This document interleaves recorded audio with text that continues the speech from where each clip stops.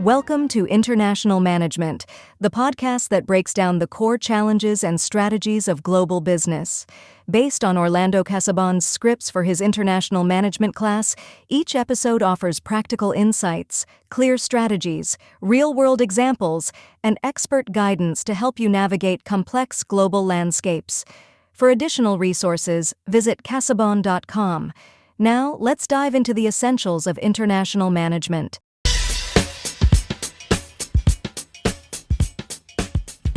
All right, so today we're diving deep into international business alliances. Oh, exciting. It is. These partnerships are becoming so crucial, to today's globalized business world. I agree. And Orlando's script takes us really deep into how these alliances are managed. Yeah.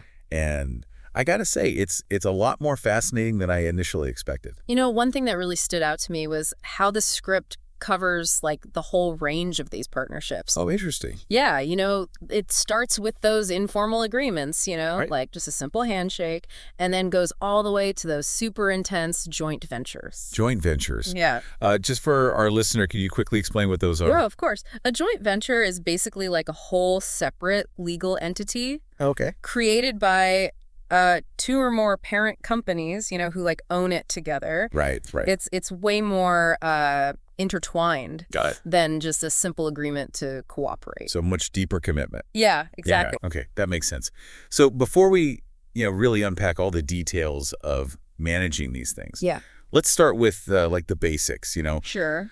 Why are international alliances even a good idea in the first place? Well, for a lot of reasons. Okay. I mean, at their core, they're all about creating synergy, right? Okay. That magic where the whole is greater than the sum of its parts. Right. So by combining resources, companies can unlock cost savings, Makes sense. streamline all their processes, and even, come up with innovative products Oh. that they just couldn't do on their own. So it's not just about being bigger; it's about being smarter together. Yeah, exactly. And those efficiencies often lead to a ton of competitive advantages. Like what? Well, you might see a stronger brand image, access to specialized knowledge that would take forever to develop in-house, Right. or even the ability to break into those brand new markets. Okay, so you're saying it's like leveling up your business through teamwork. That's a great way to put it. And let's not forget about risk sharing. Especially when a company's doing something risky, like a big R&D project or going into a totally new market. Yeah. Having a partner can make all the difference. Yeah, that makes sense. Yeah, it's like having a safety net when you're trying something new and potentially risky. Exactly. But how do these alliances actually work in practice? Right. I mean, it can't be as simple as just shaking hands and hoping for the best. Yeah, you're right. You're absolutely right. Choosing the right partner is really key here. Okay. The script emphasizes that it's like a business marriage, Okay. You need cultural and organizational compatibility, complementary strengths, and perhaps most importantly, shared goals and visions for the future. So you need to be on the same page, basically, from the get-go. Yeah. And not just about the immediate objective. Exactly. And even with a perfect match on paper, building and maintaining trust is super important. Oh, absolutely. The script really highlights how fragile that trust can be.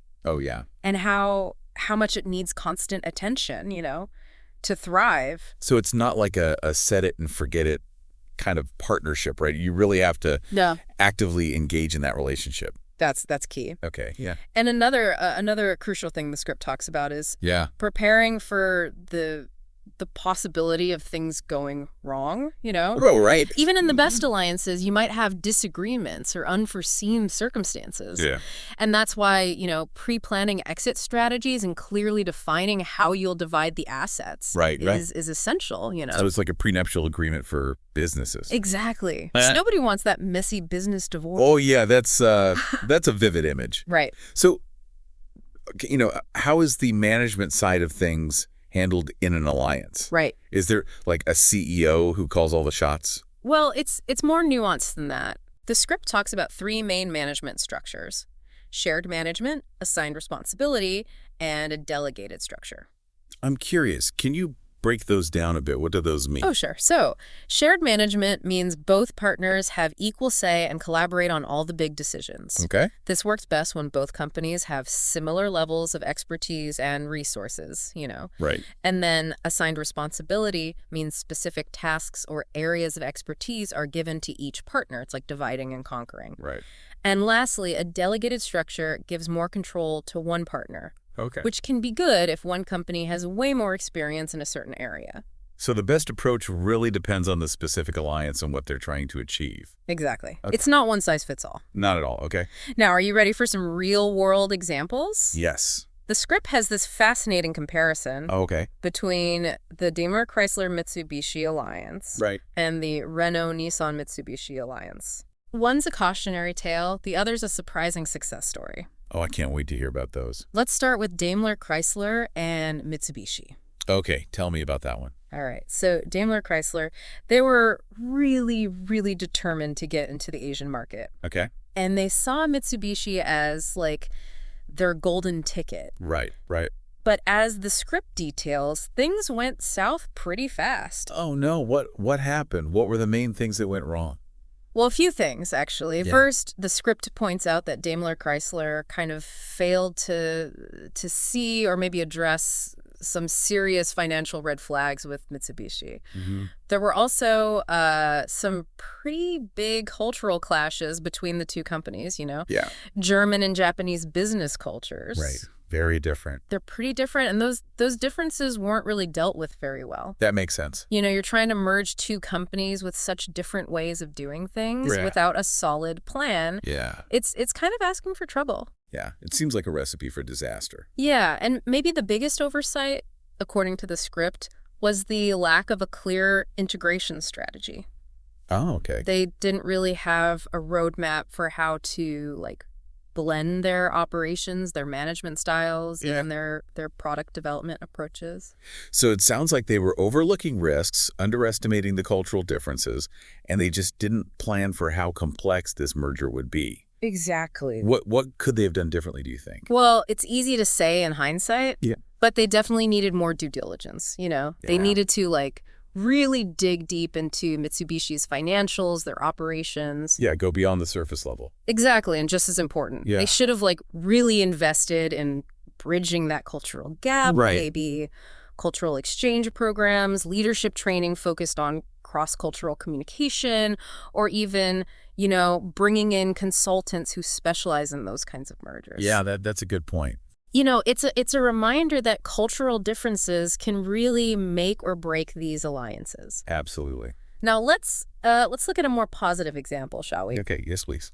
The Renault-Nissan-Mitsubishi alliance. Okay. They're a great example of a successful international partnership. Why? They've achieved a true global presence. Right. Amazing synergy. And this is with French, Japanese, and Dutch cultures all working together. Exactly.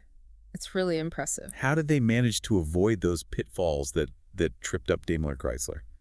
Well, they didn't have some secret formula. Right. But they did have some really smart strategies. Good. The script emphasizes their commitment to respecting each other's cultures. Okay. And their really practical approach to collaboration. Makes sense. They didn't try to force everyone into one big homogenous culture. Right. Or make everyone do things one way. So they embraced the differences. Yeah, they understood that each culture brought something unique to the table. That's smart. For example, when they had to make technical decisions, choosing electrical connectors or designing the rear suspension for their SUVs, they didn't just force a one-size-fits-all solution. Right. They did joint durability tests, combined their expertise Interesting. to find the best option, even if it meant changing their initial preferences. So they were willing to compromise. Yeah. To find the best solution for the whole alliance. Exactly. Like the saying, two heads are better than one. Right. Yeah. And it wasn't just about engineering. Okay. Nissan and Renault teams visited each other's plants to observe,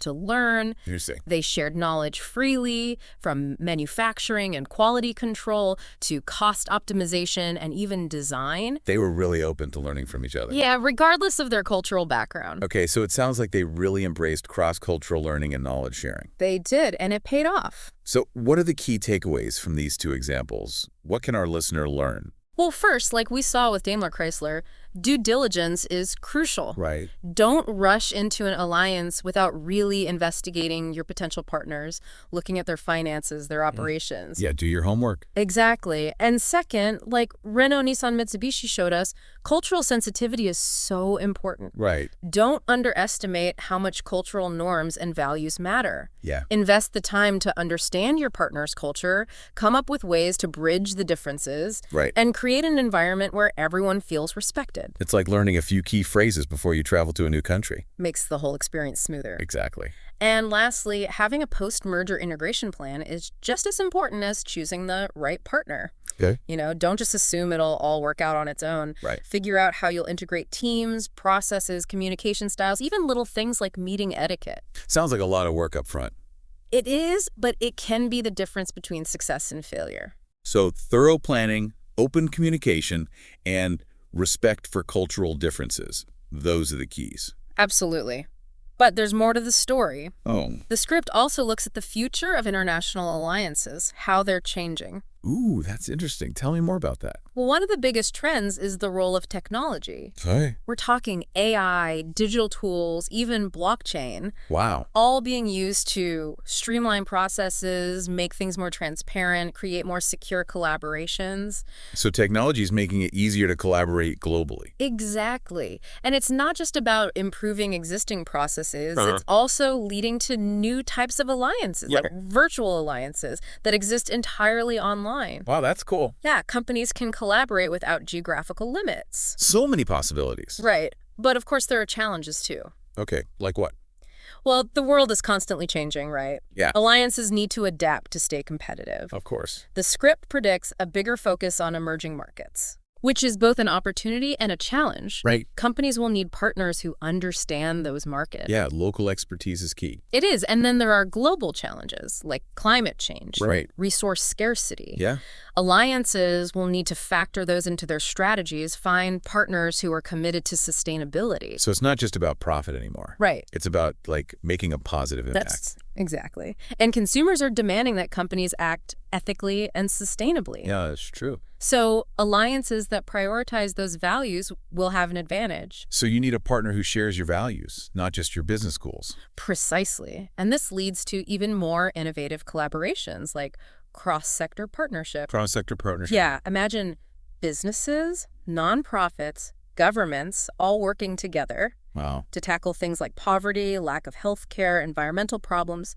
That's amazing. So we're moving towards a future where collaboration isn't just a strategy. Yeah. It's a core value driving positive change. That's really inspiring. And that's a powerful message for our listener. Absolutely. We're not just talking business theory here. Right. We're talking about how these partnerships can shape a better future for everyone. It is, yeah. That's a really great question to think about. It is. It really shows how important these partnerships are becoming in every industry. Yeah, definitely. And, the script even brings up this really cool example. Oh, okay. It shows how alliances can do like multiple things, Right. create those win-win situations we were talking about. Right. It's a case study about Peugeot partnering with the Algerian government to assemble cars right there in Algeria. Oh, interesting. Tell me more about that.